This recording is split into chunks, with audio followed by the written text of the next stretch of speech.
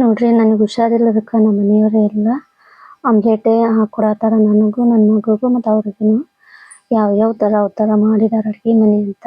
ಈ ವಿಡಿಯೋ ಇಷ್ಟ ಆಗತ್ತೆ ಅನ್ಕೊಂಡೀನಿ. ಇಷ್ಟ ಆದರೆ ವಿಡಿಯೋನ ಲೈಕ್ ಮಾಡಿ, ಶೇರ್ ಮಾಡಿ, ಸಬ್ಸ್ಕ್ರೈಬ್ ಮಾಡಿ, ಪ್ಲೀಸ್ ಸಪೋರ್ಟ್ ಮಾಡಿ. ಈಗ ಆಮ್ಲೆಟ್ ಹಾಕಕ್ಕಂತ ಈರುಳ್ಳಿ ಹಚ್ಕೊಳತ್ತಾರ ನೋಡ್ರಿ. ಜಾಸ್ತಿ ಏನು ನಾನು ಎಡಿಟ್ ಮಾಡಿಲ್ಲ, ಹೆಂಗಿತ್ತು ಹಂಗೆ ವಿಡಿಯೋ ಬಿಟ್ಟಿದ್ದೀನಿ. ಎಷ್ಟು ಬೇಕಾಗಿತ್ತೋ ಅಷ್ಟು ವಿಡಿಯೋನ ಎಡಿಟ್ ಮಾಡಿದ್ದೀನಿ.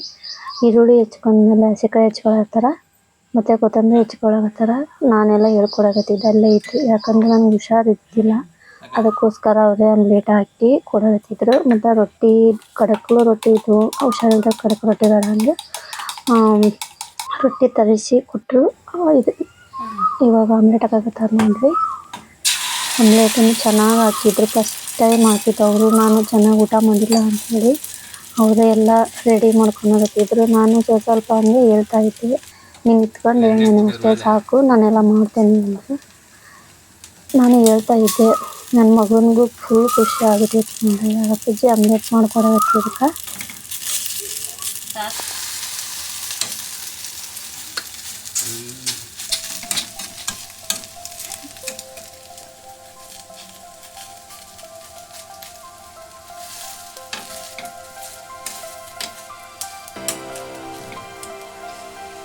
फिशी आमलेट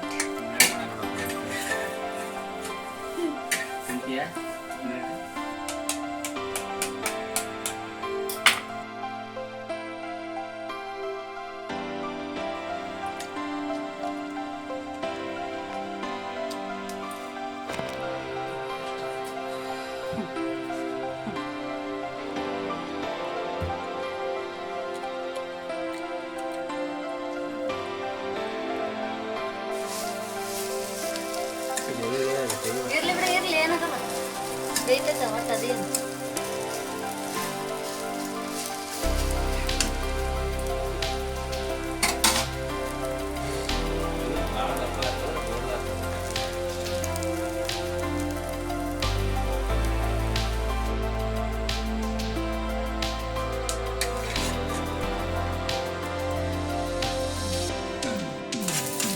ಇವಾಗ ನೋಡ್ರಿ ನನ್ನ ಮಗಳಿಗೆ ಎಗ್ ರೈಸ್ ಮಾಡತ್ತಾರ.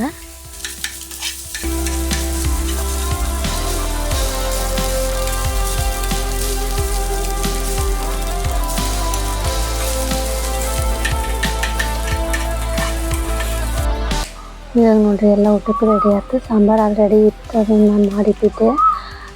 ಅದನ್ನು ನನ್ನ ಮಗಂತೂ ಫುಲ್ಲು ಖುಷಿ ಆಗಿತ್ತು. ಮತ್ತು ಬಿಸಿ ರೊಟ್ಟಿನ ಅವನೇ ತೊಗೊಂಬಂದ. ಎಲ್ಲ ಮೂರು ಕುತ್ಕೊಂಡು ಊಟ ಮಾಡಿದ್ವಿ. ಅವನಿಗೆ ಆಮ್ಲೆಟ್ ರೊಟ್ಟಿ ಇರೋದಕ್ಕೆ ಫುಲ್ ಖುಷಿ ಆಯ್ತು. ಅದ್ರಾಗ ನಾನು ಸ್ವಲ್ಪ ಹುಷಾರಾಗಿದ್ದಕ್ಕೂ ಭಾಳ ಖುಷಿ ಆಯಿತು. ಅವನಂತರ ಫುಲ್ ಬೇಜಾರಾಗಿಬಿಟ್ಟಿದ್ದ.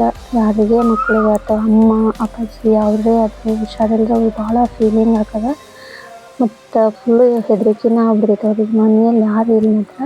ನಿಮಗೂ ಈ ಥರ ಅನುಭವ ಆಗಿದ್ದರೆ ಕಮೆಂಟ್ ಮಾಡಿ. Thank you so much.